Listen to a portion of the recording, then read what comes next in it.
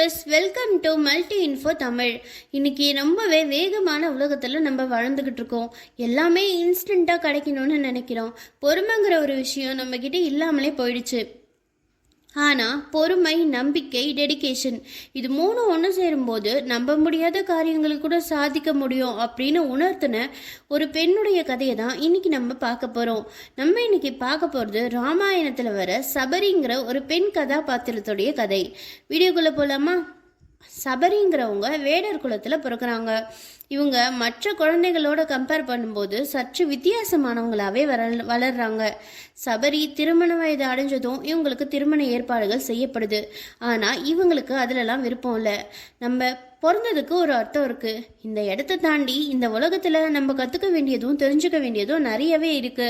நம்ம நிறைய படிக்கணும்னு சபரி ஆசைப்படுறாங்க.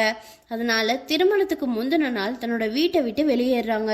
இவங்க வேடர் குலத்தை சேர்ந்தவங்கிறதுனால இவங்களுக்கு தைரியமும் துணிச்சலும் சற்று அதிகமாகவே இருக்கு. தன்னோட குருவை தேடி பல காடுகள் மலைகள்னு அலையிறாங்க. அப்பதான் மதங்க முனிவருடைய ஆசிரமத்தை பார்க்குறாங்க. இவங்க ஒரு பெண்ணுங்கிறதுனாலையும் வேற்று குலத்தை சேர்ந்தவங்கிறதுனாலையும் மதங்க முனிவருடைய சீடர்கள் அவரை சந்திக்க சபரியை அனுமதிக்கல. என்ன செய்யறதுன்னு தெரியாம ஆசிரமத்திற்கு அருகில் இருக்கிற ஒரு மரத்துல ஏறி அமர்றாங்க. அப்பதான் மதங்க முனிவர் பக்கத்துல இருக்கிற பம்பை நதியில குளிக்கிறதுக்காக வராரு. அவர் நடந்து போற பாதை முழுக்க வெறும் முற்களா இருக்கு. சபரி இதை பாக்குறாங்க. இந்த முனிவருடைய பாதம் நோகுற மாதிரி இந்த இடம் முழுக்க ஒரே முற்களா இருக்கேன்னு யோசிக்கிறாங்க. மறுநாள் காலையில விடியறதுக்கு முன்னாடியே அந்த பாதையை சுத்தம் செஞ்சு அங்க வாசனை மிகுந்த மலர்களை போட்டு வைக்கிறாங்க. முனிவர் வராரு. இந்த பாதை சுத்தமா இருக்கிறத அவர் பார்க்கறாரு. இப்படியே 3 நாட்கள் செஞ்சுக்கிட்டே வராங்க. இதை யாரை செய்யறான்னு கண்காணிக்க சொல்லி தன்னோட சீடர்களை அனுப்புறாரு மதங்க முனிவர். சீடர்கள் சபரியை பற்றி சொல்கிறாங்க.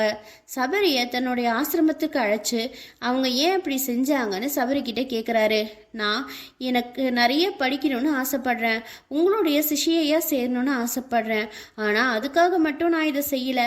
உங்களுடைய பாதம் நோகிற மாதிரி இந்த பாதை முழுக்க ஒரே முட்களாக இருந்தது, அதனால தான் சுத்தம் செஞ்சேன்னு பணிவாக சொல்கிறாங்க. சபரியுடைய பணிவு முனிவருக்கு ரொம்பவே பிடிச்சி போயிடுது. அதனால அவங்கள தன்னோட சிஷியையா சேர்த்துக்கிறாரு.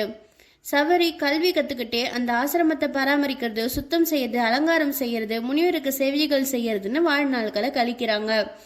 ஒரு பெண் இப்படி தங்களுடைய ஆசிரமத்துல இருக்கிறத சீடர்களால ஏத்துக்க முடியல.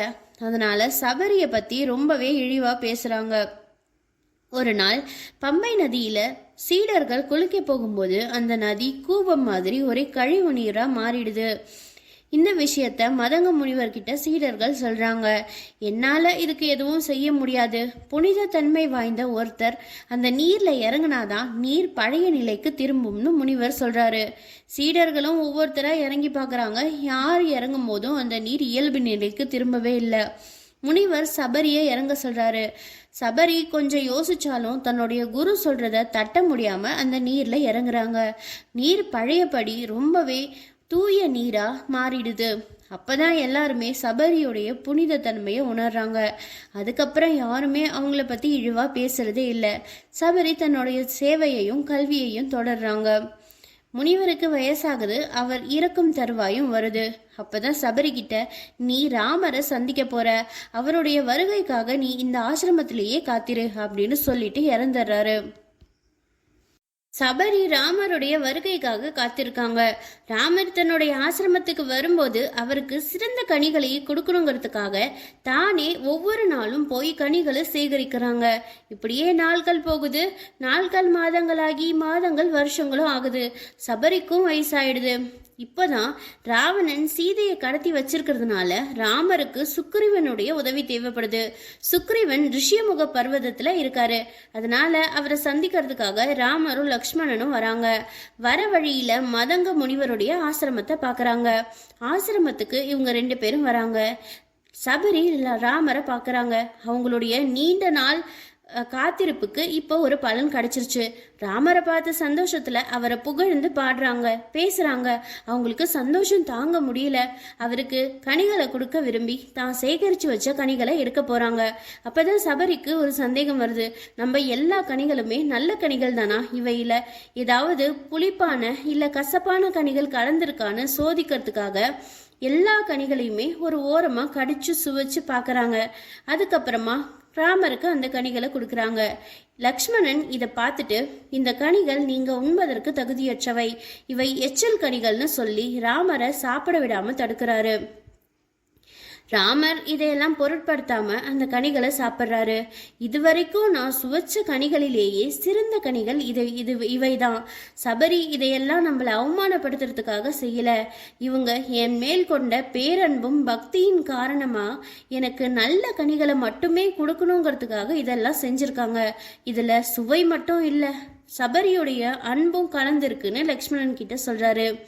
இதை கேட்ட சபரி கண்கள் கலங்குறாங்க. சபரியை ஆசிர்வதிச்சுட்டு ராமரும் லக்ஷ்மணனும் அந்த இடத்த விட்டு கிளம்புறாங்க. இதோட இந்த கதை முடியுது. நம்மளும் இப்படிதான் ஒரு விஷயத்த சாதிக்கணும்னு நினைக்கிறோம், அதுக்காக ஒர்க் பண்றோம். ஆனா கொஞ்ச நாள்ல நமக்கு பொறுமை இழந்துடுது. முதல்ல நமக்கு ஒன்று வேணும்னா அது நமக்கு கிடைக்கும்னு நம்பணும். அதுக்காக ரொம்ப டெடிக்கேட்டடா நம்ம ஒர்க் பண்ணணும். அப்புறமா பொறுமையா காத்திருக்கணும். ஏன்னா எல்லாத்துக்குமே ஒரு காலம் நேரம்னு இருக்கு. நான் ஆரம்பத்திலேயே சொன்ன மாதிரி பொறுமை, டெடிக்கேஷன், நம்பிக்கைன்ற மூணும் ஒன்று சேரும்போது நம்மளால நம்ப முடியாத காரியங்களை கூட சாதிக்க முடியும்.